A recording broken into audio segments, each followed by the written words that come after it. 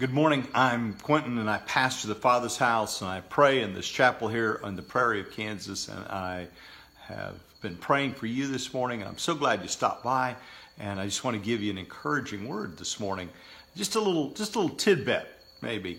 Have you ever noticed that when people go through trials or tribulations, maybe if you're in the middle of a crisis, that somehow you just lose your mind and you just can't stay focused on those things that you're supposed to be focused on? Well, James writes to us in chapter 1, and he says, "Count it all joy when you fall into various trials." Jesus has already cautioned us that in this world we're going to have trouble, that there's going to be these things that oppose us, these situations, these crises, these circumstances that just present to us a challenge that perhaps maybe we in and of ourselves just do not know how to respond or how to react. But he says the mindset that you should have when you get up on Tuesday and face these challenges is that you should respond with joy. You should rejoice the fact that you have trials. Why?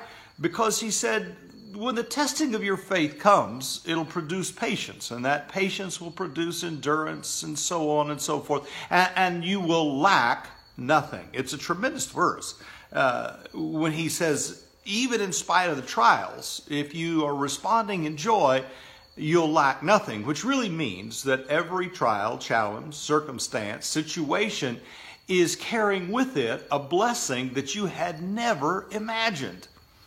And so whatever it is today that you got to do that you really don't want to do, or places you really don't want to be, please understanding that God has already favored you and that he's already given you grace to accomplish and to overcome and to win in the midst of that trial or that trouble.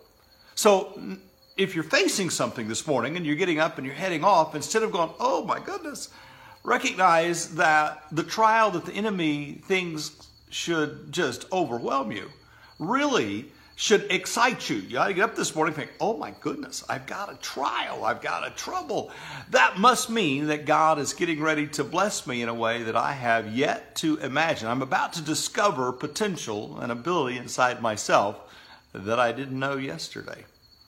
So I want to encourage you this morning that people that are in relationship with Jesus know that he is faithful to you, that he will provide for you no matter what the issue is, that he will cause it to work together for your good.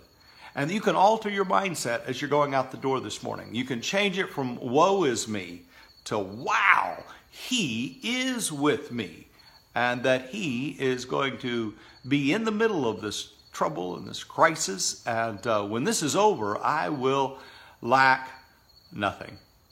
So just a thought from my heart to yours, from the prayer chapel this morning, lifting you up, believing that you're going to have a terrific Tuesday because he is with you.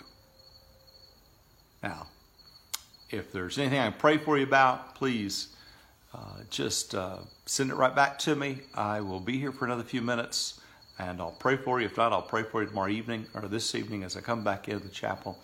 If you want to check out other things, you can get to QuentinMoore.com, the blog. You can go to fathershouse.net.